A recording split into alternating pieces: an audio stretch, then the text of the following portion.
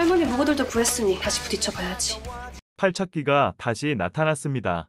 왕가의 피를 다시 노리고 있네요. 시작하기 전 구독과 좋아요, 알림 설정해주시고 바로 시작하겠습니다. 여리는 할머니의 무구를 산정상에서 찾게 되는데요. 이 무구를 이용해서 다시 팔척기에 맞서서 윤갑의 영혼을 찾아올 계획을 세우려 하는 것 같습니다. 넙덕이 얼마나 대단한 만신이었기에 무구들까지 기가 세다니 무녀에도 장비빨이 존재하다니 급이 되지 않는 무녀는 저 장비를 사용하지 못하겠는데요. 근데 궁에서 쫓겨날 때 강철이는 그 많은 무구들을 어디서 준비한 걸까요? 강철이가 궁에서 쫓겨나려고 미리 모든 걸 계획하고 준비했던 일이 여리에게는 윤갑을 구하기 위한 계기가 되어 본격적인 윤갑 영혼 구하기가 시작되게 되면서 문녀의 길로 돌아가기 위해 더 좋은 무구를 구하도록 떠밀게 되는 꼴이라니. 그렇게 찾아간 곳에서 가섭스님의 말로 할머니 넙덕의 무구들이 얼마나 대단한지 알 수 있는데요. 너희 할머니가 쓰던 무구들이 얼마나 기가 센지 절에 놔둘 수가 없다며 산정상에 묻어놨다는 말이,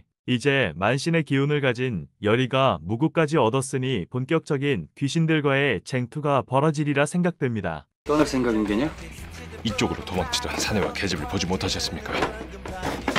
무구를 찾아 여리는 다시 궁으로 갈 것으로 보입니다. 당연히 팔척기를 해결하고 윤갑의 영혼도 구할 생각이겠죠. 강철이의 말대로 떠날 생각이냐는 말은 이제 절에서 궁으로 갈 준비가 됐냐고 여리에게 묻는 것 같은데요. 또한 여리가 무구를 찾으러 갔을 때 가섭스님은 강철이에게 여리에 대해 말해줄 것 같습니다. 타고난 능력과 그 부모들이 여리를 낳고 어떤 삶을 살다 갔는지에 대해 강철이에게 알려주고 서로 이해할 수 있는 관계를 만들어 줄 것 같습니다. 여리와 강철이의 일을 어릴 때부터 알고 있는 가섭스님이라면 여러 해결책과 방도들을 알려줄 수도 있겠죠. 또한 몸주신으로서 강철이의 중요성을 알기에 가섭스님은 강철이에게 여러 가지 조언을 해줄 것 같습니다. 이렇게 여리와 강철이는 산을 내려와 돌아가는 길 낯선 자들에게 쫓기는 것으로 보입니다. 여리와 강철이가 급하게 카마에 숨는 것을 보니 잠시 몸을 피신하려 하는 것 같은데요. 이상하게도 가마꾼이나 옆에 서 있는 사람들도 별로 놀라지 않는 것 같습니다. 그리고 낯선 자의 말투,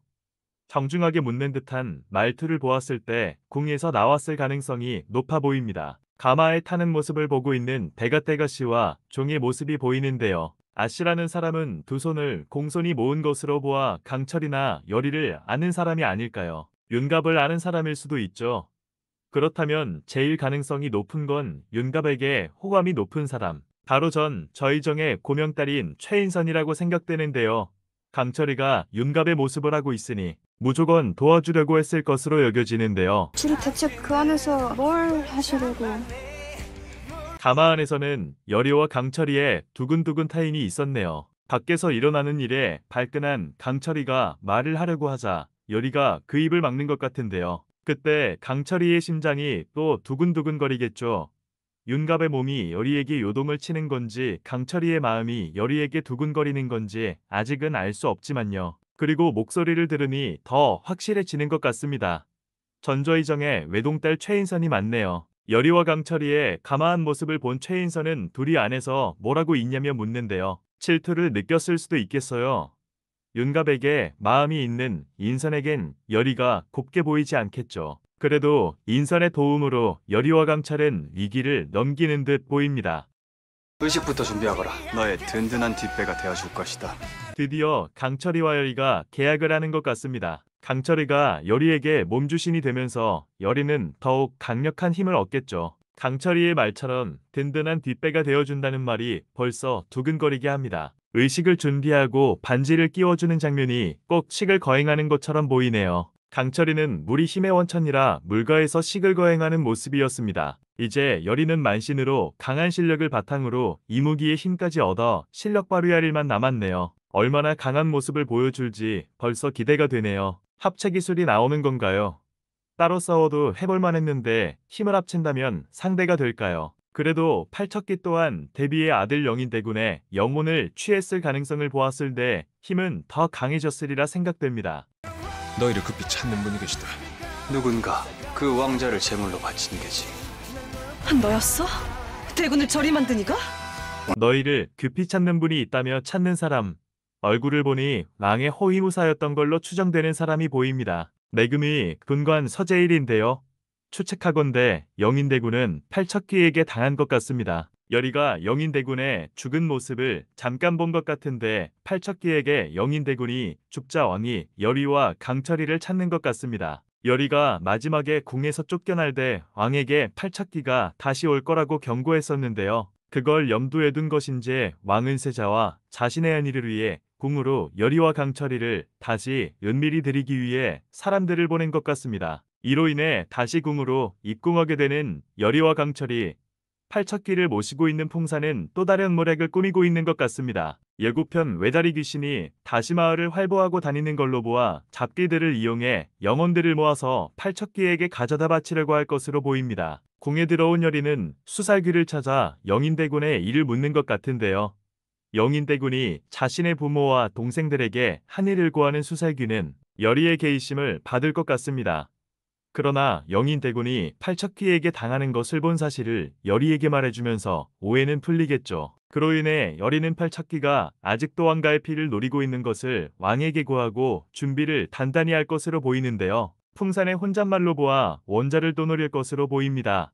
한번 접신이 되었던 몸이고 신약한 상태의 원자라면 다시 링이 되었을 때 팔척귀가 안착할 가능성이 더 높고 왕가를 주무를 생각으로 풍사는 계략을 꾸미고 있는 것 같습니다. 오늘 밤 원자를 천지장군께 올릴 것이오. 팔척기를 그것으로 유인할 것이옵니다.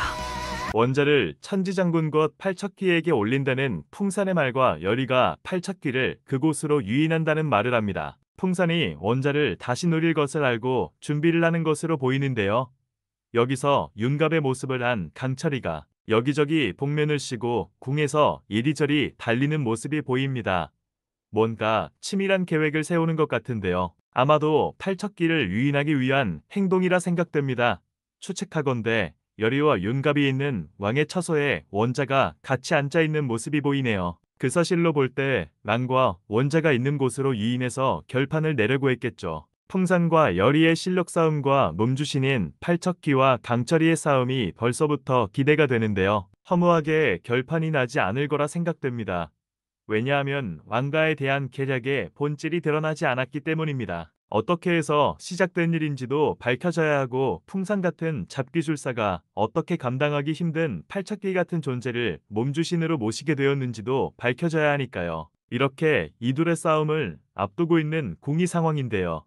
자신의 아들을 잃은 대비가 가만히 두고 보지 않을 것 같습니다. 원자를 가만두지 않을 것은 물론 왕인 이전까지도 가만히 두고만 보지는 않을 거라 생각되는데요. 더욱 치열해지는 왕가의 혈투와 거기에 얽혀져 있는 귀신들의 테마까지 복잡해지는 여리와 강철이의 궁생활은 언제 안정될지, 팔척귀는 업되지 못하더라도 윤갑의 혼은 뺏어올 수 있을지 우화가 기대되는 한 주입니다. 이번 주 5화 본방 사수하셔서 결전을 앞둔 여리와 강철이 그리고 풍산과 팔척귀의 혈투를 즐겨주세요. 감사합니다.